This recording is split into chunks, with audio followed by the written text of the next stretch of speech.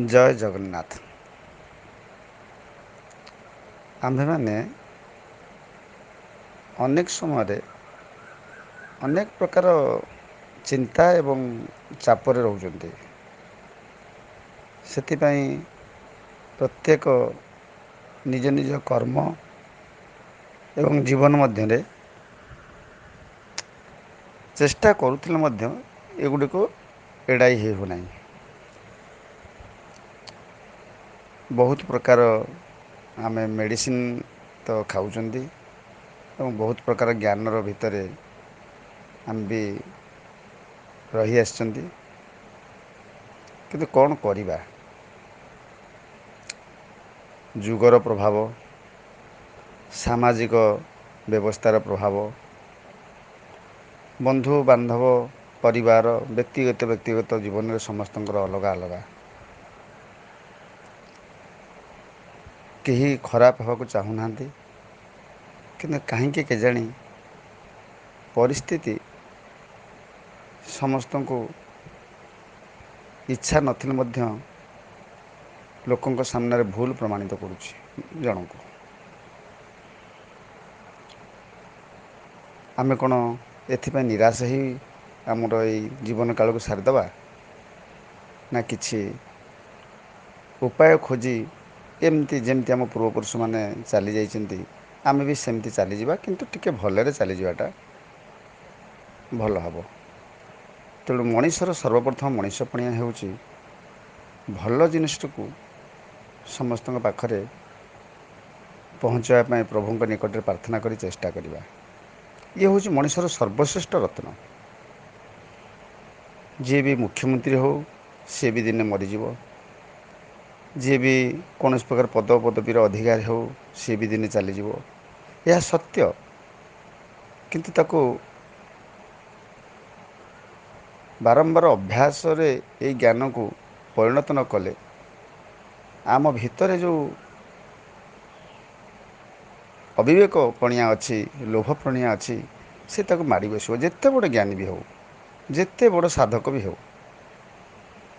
ତେଣୁ ଏହାର ଗୋଟିଏ ଛୋଟ ଜିନିଷ ମୁଁ ଆଜି ଆପଣଙ୍କ ପାଖରେ ରଖୁଛି। ପରବର୍ତ୍ତୀ ଅବସ୍ଥାରେ ଯଦି ସମୟ ସୁବିଧା ହେଲା ଆମେ ଏହାକୁ ବାରମ୍ବାର ଜ୍ଞାନ, ସାମାଜିକ ଏବଂ ମେଡ଼ିକାଲର ତଥ୍ୟ ଅନୁଯାୟୀ ଏହାକୁ ଆଲୋଚନା ଜାରି ରଖିବା। ବେଳେବେଳେ ଖୁବ୍ ସର୍ଟ 2-3 ମିନିଟ୍ ମଧ୍ୟରେ। ଆପଣ ଯେଉଁ ଅବସ୍ଥାରେ ଯେତେବେଳେ ବିରକ୍ତି ହୋଇଯାଉଛନ୍ତି, କି ଚିନ୍ତା ଆସୁଛି, କି ରାଗ ଆସୁଛି, କୌଣସି ବି ଲୋକ ହେଉ, ସେ ବ୍ଲଡ଼ ପ୍ରେସରର ଅଧୀନରେ ଥାଆନ୍ତୁ, ହାଇ ପ୍ରେସରରେ, ହାଇପର ଟେନସନରେ ଥାଆନ୍ତୁ, କିମ୍ବା ଡାଇବେଟିସ୍ ମେଲିଟସରେ ଥାଆନ୍ତୁ, ଯେଉଁଟାକ ଆମର କହୁଛନ୍ତି ମଧୁମେହ,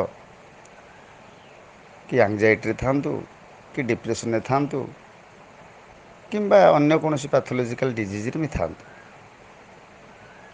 ଅଫିସ୍ ଭିତରେ ଥାଆନ୍ତୁ, ସେ ଯେତେବେଳେ ସମୟ ପାଉଛନ୍ତି, ଯଦି ଏମିତି ବି ସମୟ ନାହିଁ, କୌଣସି ବାଥରୁମ୍ ଭିତରୁ ଚାଲିଯାଆନ୍ତୁ। ଆପଣ ଗୋଟିଏ ମାଇଣ୍ଡଫୁଲ୍ ମେଡ଼ିଟେସନ୍ କରନ୍ତୁ, 2 ମିନିଟ୍ 3 ମିନିଟ୍। ମାଇଣ୍ଡଫୁଲ୍ ମେଡ଼ିଟେସନ୍ ଅର୍ଥ ଆପଣ କୌଣସି ଆଖି ବନ୍ଦ କରିବେ ନାହିଁ। କୌଣସି ଯଦି ପଦ୍ମାସନରେ ବସିବାକୁ ସୁବିଧା ନାହିଁ, କିଛି ବସିବା ଦରକାର ନାହିଁ। ଆପଣ ସିମ୍ପଲ୍ ଗୋଟେ କମନ୍ ଜିନିଷ ଯେଉଁ ଆମ ଶରୀରରେ ଘଟୁଛି, ଆପଣ ଦେଖିବେ 3 ମିନିଟ୍ ଭିତରେ ମୁଁ କେତେଥର ଇନ୍ସପିରେସନ୍ ନେଲି ଆଉ ଏକ୍ସପିରେସନ୍ କଲି।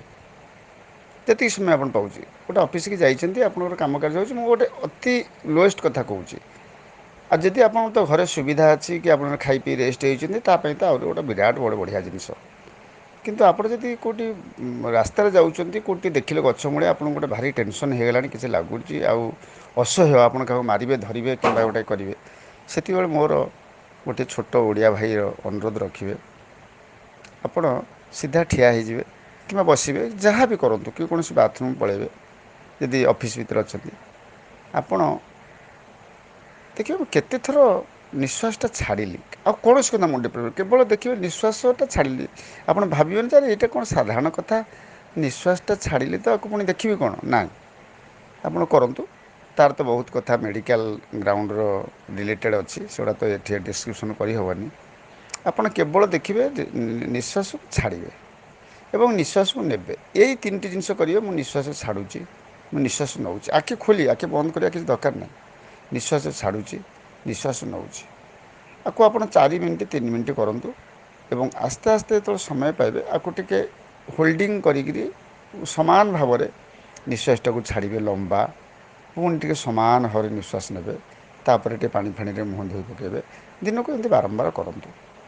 ତାପରେ ଆସ୍ତେ ଆସ୍ତେ ଆପଣଙ୍କୁ ଯଦି ସମୟ ସୁବିଧା ହୁଏ ଆମେ ଆପଣଙ୍କୁ ଟିପ୍ସ ଦେଇ ଚାଲିବା।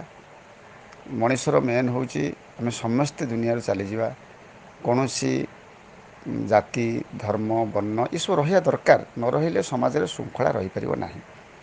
ଆପଣ ଯଦି ପରିବାରରେ ଯଦି ଗୋଟେ ଗାର୍ଡ଼ିଆନସିପ୍ ନ ରହିବ, ଗୋଟେ ସାନ ଭାଇ, ବଡ଼ ଭାଇ, ମଝିଆ ଭାଇ କି ଆପଣଙ୍କର ଭାଇ ବୋଉ ଏସବୁ ଜିନିଷ ଯଦି ସିଷ୍ଟମ୍ ଆମର ନ ରହିବ, ଆମେ ଯେଉଁଟା ଏକ୍ସପେକ୍ଟ କରୁଛନ୍ତି ଆମେ ଚଲେଇଦେବା ବୋଲି ଚଲେଇ ପାରିବା ନାହିଁ। କିନ୍ତୁ ଯେଉଁଟା କୁସଂସ୍କାର ଅଛି ତାକୁ ଆମକୁ ହଟେଇବାକୁ ପଡ଼ିବ। ଆଉ ସବୁର ଇଏ ଆସିବ। ତେଣୁ ପାର୍ଟି ହେଇଛି, ଭୋଟ୍ ହେଇଛି, କି ରାଜନୀତି ହେଇଛି, କି ବ୍ୟବସାୟ ହେଇଛି, ସବୁକିଛି ଆମ ସୃଷ୍ଟି ଚଲେଇବା ପାଇଁ ହେଇଛି। ଇଏ ଦିନେ ରହିବ ଏବଂ ସମସ୍ତେ ଆସିଛନ୍ତି, କେହି ରହିବେନି, କିନ୍ତୁ ମାଟି ସେମିତି ଥିବ। ତେଣୁ ଆମେ କାହାକୁ ପ୍ରଶ୍ରୟ ଦେବା ନାହିଁ, ଅନ୍ୟାୟ ବିରୁଦ୍ଧରେ ହାତ ଟେକିବା। କିନ୍ତୁ ଯେଉଁଟାକ ଯେମିତି ସମାଜର ଅବସ୍ଥା ଅଛି ତାକୁ ନେଇକରି ଚାଲିବାକୁ ପଡ଼ିବ। ଆଉ ଆପଣମାନେ ଆସନ୍ତୁ, ସମସ୍ତେ କୋଅପରେସନ୍ କରିବା। ଆଉ ବିଶେଷ କରିକରି ମଣିଷର କାହିଁକି ଆସିଛି, କାହିଁକି ଧର୍ମ, ଏଇଟା କରିବା ମୋର ଅନୁରୋଧ। ଶେଷକୁ ଏଇ ମାଇଣ୍ଡଫୁଲ୍ ମେଡ଼ିଟେସନ୍ଟି ଆପଣ କରିବା ପାଇଁ ମୋର ବିଶେଷ ଅନୁରୋଧ। ରହିଲି, ନମସ୍କାର, ଜୟ ଜଗନ୍ନାଥ।